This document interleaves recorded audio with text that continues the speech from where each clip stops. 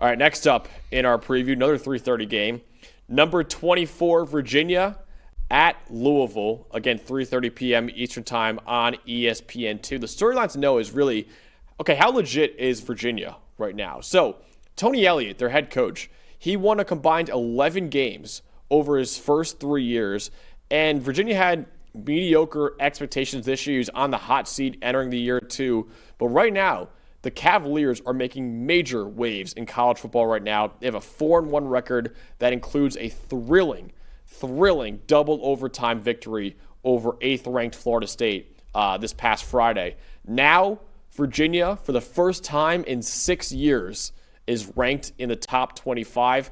But still, even so, Dalton, they're 7.5-point underdogs on the road against a Louisville team that right now is 4-0, and a Louisville team that's not ranked in the AP top 25, but is number 25 in the PFF top 25. Yeah, no, I think for Virginia, I mean, it always takes more than one to get people to believe, right? I think that's a big thing for Virginia right now. Now, the Florida State win is huge. It's huge for Tony Elliott. It's huge for the program. But now can you stack back-to-back weeks, especially off of, again, double overtime, unbelievable football game, unbelievably emotional football game with all the swings and momentum you had. The good news is I think having that extra day of rest playing on Friday, I think that does help them a little bit with the reset. But this is a tough opponent you're going to. Louisville's undefeated. They've had a couple of close games against James Madison, and last week against Pitt, there was some early struggles, and their defense made big plays at the end too. Miller Moss with a huge touchdown throw to put them ahead. But this is a tough test. But you look at Virginia, and I know you get ahead of things a little bit here.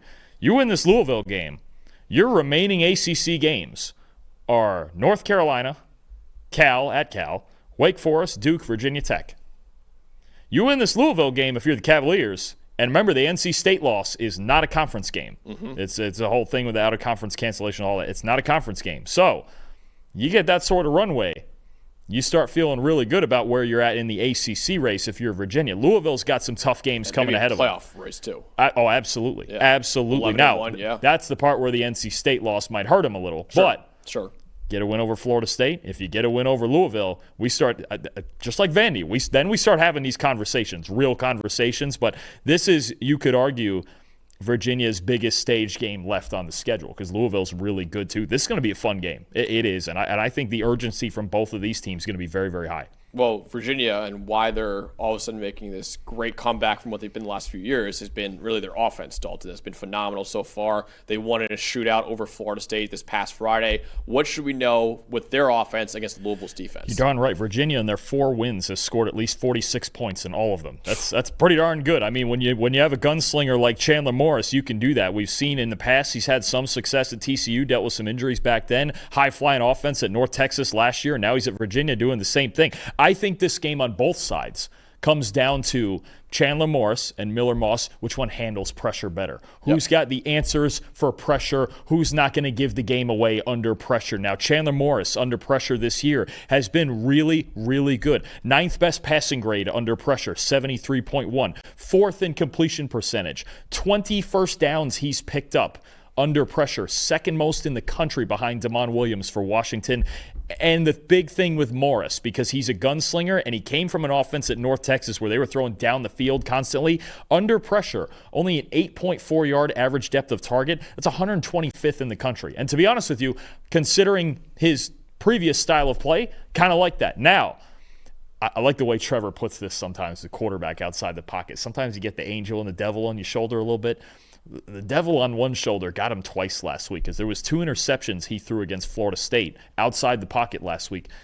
Concerning. They kept Florida, those 2 picks specifically really kept Florida State in the game. It's those moments when Chandler Morris is going to have to be really smart with the football in this game. How can he handle pressure? Also, right now, just a 4% pressure to sack rate. 6th lowest in the FBS. Great stuff in how Chandler Morris is handling pressure so far. The problem now, it's ratcheted up this week. So you would think, it's Miami, it's Texas Tech, it's Ohio State. Who's leading the nation in pass rush grade right now? The Louisville Cardinals. Who's leading the nation in pressure rate right now? The Louisville Cardinals. And they're 2nd in pass rush win rate behind Miami. A.J. Green on one edge, Clev Lubin on the other. Guys like Rene Conga on the inside. I mean, this defensive line for Louisville is a serious, serious problem. And Chandler Morris is going to see more pressure in his face in this game than in any of the other games. And at any time, too, it's not just that they send 4. Like, you got some other teams that don't blitz at all because they don't have to. But on any given play, you could have Antonio Watts coming screaming off the slot. You could have TJ Quinn coming, punching through the A-gap. Louisville's got options up front. Clev Lubin is leading the nation in pass rush grade. He's been unreal. Yeah. A.J. Green is leading the Power 4 in pass rush win rate. They've got monsters up front on this defensive line, especially for Louisville. How Chandler Morris handles pressure in this, if he does it at the top 10 level he's done the first few weeks, Virginia's absolutely got a shot to go in and win this game. How he handles pressure is going to be the X factor because there's going to be a ton of it. It's the reason Pitt lost last week because their quarterbacks could not handle it after a while. Yeah. This week, Chandler Morris has to be the same way he's been, cool under pressure. The 2 interceptions last week outside the pocket concern me. He's got to be smart with the football because if the pressure gets him and he starts turning the football over like the turnover-worthy plays are still in there somewhere. They're in there, and I think he's got 7 this year. Got to be careful with the football. Cool under pressure is the key for Chandler Morris. And some people might say, okay, well, he's top 10 in the country under pressure. He's going to be great again under pressure. The one thing I'll say for that is under pressure metrics are extremely unstable. Week to week, they can change. They Absolutely. change wildly. I mean, look at a guy like Spencer Rattler, for example, who out of structure under pressure at Oklahoma his 1 year was outstanding. The very next year, why he got benched for Caleb Williams was terrible under pressure, right? So it changes week to week, game to game. And the stable metrics are from a clean pocket. How good are you from a clean pocket? That usually remains the same week to week, season to season, and all that. My matchup to watch is really similar. It's in the trenches. Louisville's offensive line against Virginia's defensive line. There's a lot going right for Louisville's offense this year. Right now, they're 25th in rushing grade as a team. Isaac Brown, when he gets the football, has been phenomenal. Hasn't gotten the ball as much as I or probably Louisville fans want him to get this year. He's still been great, though.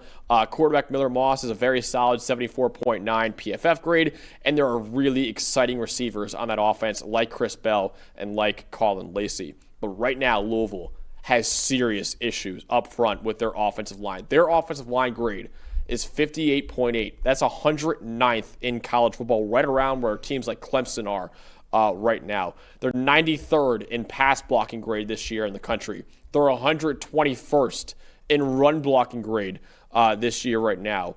So you look at Miller Moss, when he's under pressure, a 56% adjusted completion rate. That's 91st in the country. For reference, that number jumps up a lot when he's kept clean as well. Those offensive line struggles also could be a reason why Louisville only runs the ball on 42% of their plays this year. Even with a star running back in Isaac Brown, their run rate right now is 104th in the country. Virginia's defensive line, 27th in the country in grade as a unit at 81, and they're 24th in run defense grade at 82.2. They have a really good duo of edge rushers and Daniel Rickert and Mitchell Melton. Both of them are in the top 10 of the ACC in pressures right now. But I will say, a lot of those numbers for their defensive line are buoyed by games against Coastal Carolina, William & Mary, and Stanford. Against NC State and against Florida State, Virginia's defensive line has a 65.7 grade as a unit. So again, 82.2 on the season, but 65.7 against their tougher games in NC State and Florida State right now. So I'm looking at who will win up front. Virginia's defensive line, if they win up front, that could present a lot of issues for Louisville's offense in this game. But if not, Louisville's got the running backs, the receivers, and a solid quarterback to take advantage of Virginia's defense. And Louisville, when I look at him, and Miller Moss's, a lot of his struggles have been against the blitz, and the offensive line has had some struggles picking up blitzes as well. Curious to see if Virginia jacks up the blitz rate a little bit. They're like right at the national average, right around 38% with their pass blitz rate. Are they going to bring extra pressure and disturb Miller Moss? Because the big thing with Moss is, look, he's a good quarterback, smart quarterback, very accurate. He's not going to move much. He doesn't have a whole lot of improvisational type answers. He's been sacked 8 times this year. So if Virginia does jack up the blitz rate to bother that offensive line and to bother Moss and to get Moss into situations where he throws it before he wants to, I think that works to the Cavaliers' advantage here. But that's why it's so important to run the football too if you're Louisville and find ways to run it against a pretty good Virginia defensive line, because if you get in better down and distance situations, if you're in 3rd and 2, 3rd and 3 instead of 3rd and 10, they're not going to pin their ears back and send all those blitzes and try to confuse you and get you to to get rid of the football quicker. So I do think Louisville still has to find a way to run the football and get themselves in good down and distances against this defense. By the way, Miller Moss, 56% adjusted completion rate under pressure, 80.2% when he's kept clean this year. Oh, sure. I mean, we talked about it before. Moss in a clean pocket, when he can just see that he's so cerebral and accurate when his feet can get set, he just doesn't have answers beyond generally the structure of the play, right? He's going to get rid of the football and get it somewhere. So finding a way to get quick pressure on Moss, again, I think on both sides, that's what this game comes down to.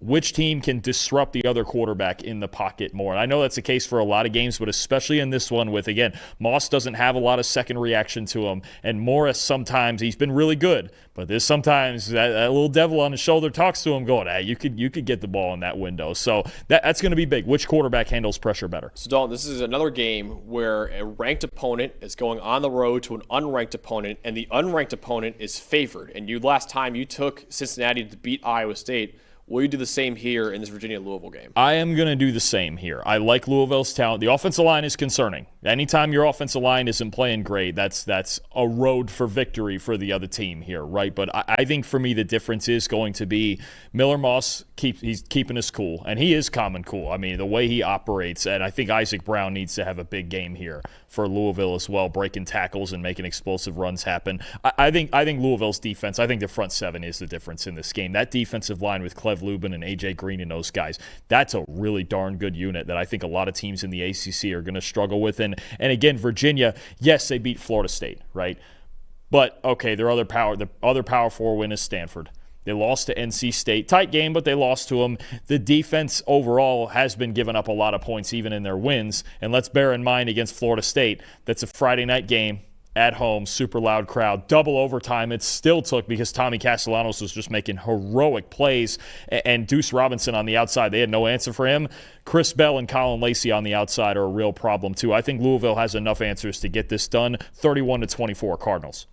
I've got Louisville winning this game as well. I have it 34 to 24. I have Louisville winning this ball game too. I just think Louisville's defense right now is top 10 in the country in defensive grade this year. And yeah, I know Drake Holiday makes a great point in the chat. They haven't really played a tough competition yet. They beat Pitt this past weekend, but I still think Louisville's legit on defense, and they have legit playmakers on offense too.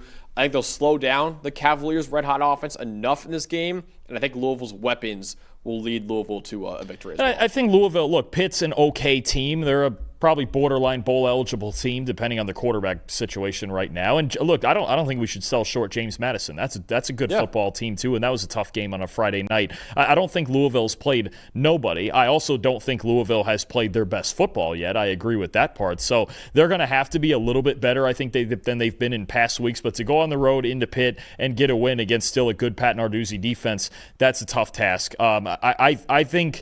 I just still think it comes down to, I know it's so often is the quarterbacks, but which one handles pressure better. And I think the fact that Louisville can get pressure far more often, that makes a big difference too. So we both have Louisville winning that ball game. Drake Holiday has Virginia pulling it out. It should be an awesome game, though, at 3-3 between those two teams in the ACC.